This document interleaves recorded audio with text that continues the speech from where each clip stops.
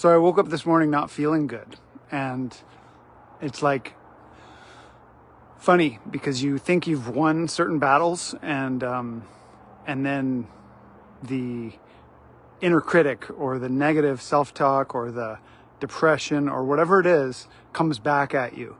And I got my kids breakfast, and then I sat, and usually just sitting and breathing, I can recover my equanimity. But for some reason this morning, I just couldn't. I was in a dark place. And so I jumped on the pedal bike and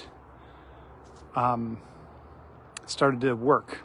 And I put in some work on the bike and eventually got sweating, got my heart going, and I got back in the game, got back in the fight. But what I had to do was while I was on the bike, I picked up my own book, the book that I wrote and came out in 2022, and I randomly opened it to a page, and it was my reminder. So I reminded myself today about the predator.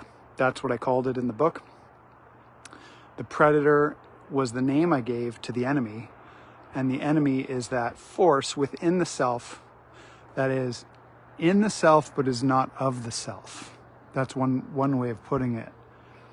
And I believe it affects all of us because we're human and we're all entangled in this quantum field.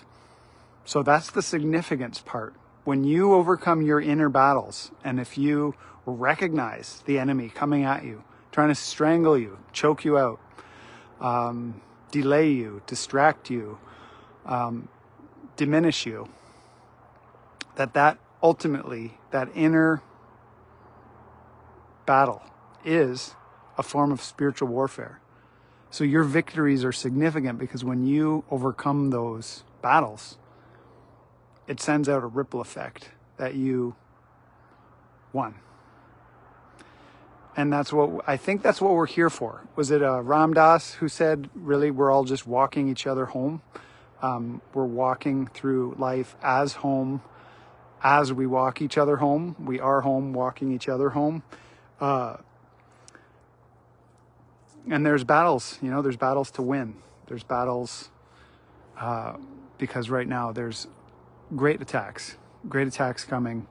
And most of the real work is done in private. So today I just wanted to get on here and remind you to keep your head up, because you're strong and you're brave and you know a lot more than you let on. And